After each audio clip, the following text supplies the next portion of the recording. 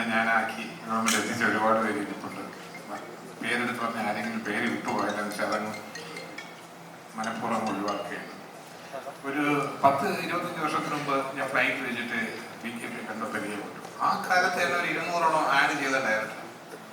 ഞാൻ അങ്ങനെ ഡാൻസ് ചോദിച്ചു നടക്കുന്ന ആളല്ലായിരുന്നു. എന്നാലും ഞാൻ അദ്ദേഹത്തിന് ചോദിച്ചു, ഇന്ന് ഒരുപാട് പരിശീലനങ്ങളുണ്ട്, ചാണകം കാര്യത്തിച്ച എന്തെങ്കിലും ഒന്ന് എന്നെ വിളിച്ചോളൂ, ചാണകം വാരി തെങ്ങിലിട്ടാൽ നല്ലത്, എന്തെങ്കിലും എടുത്ത് തോളിലിട്ട് അതൊക്കെ ഒരു സമയം വേണ്ടി എന്ന് പറഞ്ഞൊരു ഷേക്കിൽ ഒന്നും പോയി. അതെല്ലാം കഴിഞ്ഞിട്ട് അദ്ദേഹം ആദ്യമായിട്ട് അത് കഴിഞ്ഞ് കുറച്ച് വർഷം കഴിഞ്ഞു ഗുലുമാല എന്നുള്ള സിനിമയിൽ ഇട്ടു. ഗുലുമാല സിനിമയിൽ ഞാൻ വെച്ചാൽ ആഡ് ഡയറക്ടറെ പടത്തിൽ നീക്കും.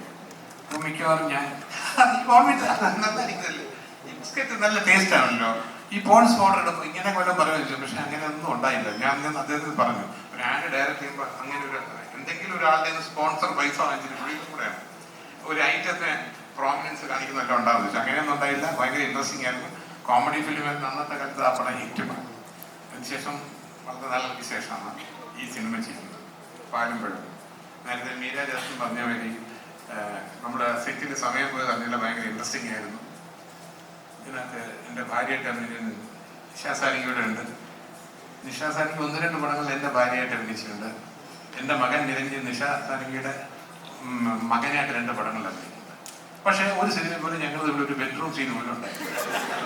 ഇതൊക്കെയാണ് രീതി എന്ന് പറയുന്നത്. കാര്യങ്ങളൊക്കെ അങ്ങനെയാണ് പോകുന്നത്.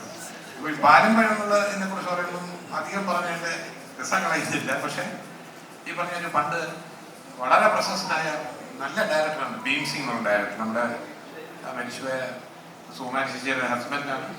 ഈ പറഞ്ഞൊരു തമിഴ് കണ്ട ഏറ്റവും വലിയ ഡയറക്ടേഴ്സിൻ്റെ ലിസ്റ്റിൽ ഭീം സിംഗ് സാറും ഉണ്ട്.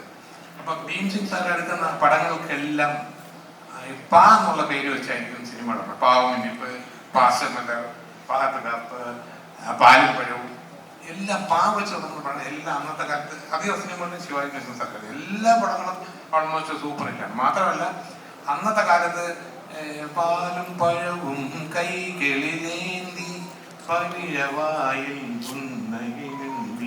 പോലെ മയിൽ പോൽ നീ വരുവാ, ഈ പാട്ട് പാടാത്ത ആൾക്കാരില്ല തമിഴ് കേരളത്തിലും തമിഴ്നാട് ഇന്ത്യയിൽ അത്ര സൂപ്പർ സോങ്ങാണ്.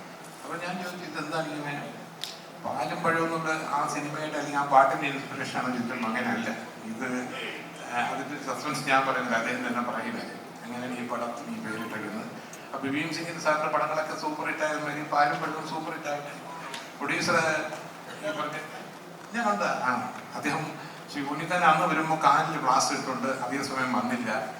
പിന്നെ പ്ലാസ്റ്റർ ഇട്ടുകൊണ്ട് വണ്ടിയിൽ നിന്നൊക്കെ ഇറങ്ങിയിട്ട് ഞാൻ പറഞ്ഞു, ഇത് മുമ്പ് തമിഴിൽ ചില പ്രൊഡ്യൂസേഴ്സ് ചെയ്തതാണ് പൈസ തരാതിരിക്കാൻ വേണ്ടി. അയ്യോ ഹോസ്പിറ്റലിൽ പോകണം, അതിന് സർട്ടിഫിക്കറ്റ് നമുക്ക് പൈസ വയ്ക്കാനുള്ള ഒരു ഗ്യാപ്പ് കിട്ടില്ല. അതിന് മുമ്പ് ഇങ്ങോട്ട് നിങ്ങളുടെ സിമ്പതികളൊക്കെ ഉണ്ടായിരുന്നു. പക്ഷെ അങ്ങനെയൊന്നുമല്ല. ഇപ്പം കാലൊക്കെ ശരിയായി. പടം നിർന്നപ്പോഴേക്കും ഇതൊക്കെ അടിച്ചോളൂ കിട്ടിയതല്ലേ. അപ്പോൾ എല്ലാ വിജയാശംസകളും നേരുന്നുണ്ട്. ഈ പടത്തിൽ വർക്ക് ചെയ്ത എല്ലാവരും അശ്വനും ഇതിൽ എല്ലാവരും നല്ല സഹകരണമായിരുന്നു ഈ പടത്തിൽ. ഇന്ന് ഏതെങ്കിലും ഒരു പ്രത്യേക ആൾക്കാർ സ്പോൺസർ ചെയ്യണമെന്ന് അറിയില്ല. എല്ലാം മഞ്ഞയായിരിക്കും. എന്തായാലും മഞ്ഞ ഇടാറാവുന്നതുകൊണ്ട് എനിക്ക് ഇവിടെ നിന്ന് ഡിന്നർ കിട്ടുന്ന കൊണ്ടില്ല. ഓക്കെ ആണോ? ചുവപ്പ് നീല ഇതില്ലേ വ്യത്യാസമില്ല. ഓക്കെ, ചിലതൊക്കെ അറിഞ്ഞത് മഞ്ഞയായിട്ടുണ്ടോ? Okay, thank you so Ranjith sir, all of the legends who are here, ഞങ്ങളെ ബ്ലസ് ചെയ്യാൻ വേണ്ടിയിട്ട് താങ്ക് യു സോ മച്ച്. സിനിമയിലേക്ക് തിരിച്ചു വരുവാണെങ്കിൽ BKP എൻ്റെ ഒരു ലോങ് ടൈം ഫ്രണ്ടാണ്. ആൻഡ് വളരെ എൻജോയ് ചെയ്താണ് ഈ പടം വർക്ക് ചെയ്തത്. പാലും പഴവും ഇതിൻ്റെ ഒരു ജോണർ എന്ന് പറഞ്ഞാൽ വളരെ തമാശയും പിന്നെ ഞങ്ങളുടെ തമാശകളും കൂടി വളരെ അടിപൊളി തമാശയായിരുന്നു സെറ്റിൽ. ആൻഡ് വിനോദേട്ടൻ വെരി നൈസ് പ്രൊഡ്യൂസർ. ഞങ്ങൾക്ക് വേണ്ട ആവശ്യങ്ങളെല്ലാം ചെയ്തു തന്നു. പിന്നെ ഓഫ്കോഴ്സ് അശ്വിൻ വളരെ എന്താ പറയുക പുതിയൊരു talent. I forgot to mention Padma sir.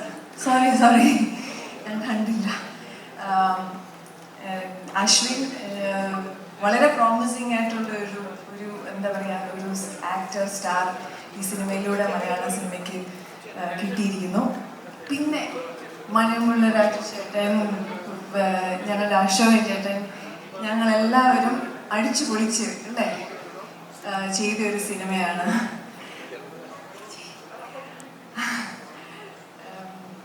And thank you so much. And എനിക്ക് കൊള്ളൊന്നും പറയാനില്ല. Thank you very much. എന്തെങ്കിലും മറന്നെങ്കിൽ. Thank you so much, Ichi. I think it made up, and you look absolutely gorgeous today, like always. അടുത്തതായി വേദിയിലേക്ക് ഞാൻ സ്വാഗതം ചെയ്യുന്നത് സിനിമയുടെ writer ആയിട്ടുള്ള ആശിഷ് രജനി ഉണ്ണികൃഷ്ണനെയാണ്. ആശിഷ് ചേട്ടാ, പ്ലീസ് കം ഫോർവേഡ്. ഒരു വലിയ കൈഡി കൊടുക്കാൻ വേണ്ടി. I forgot.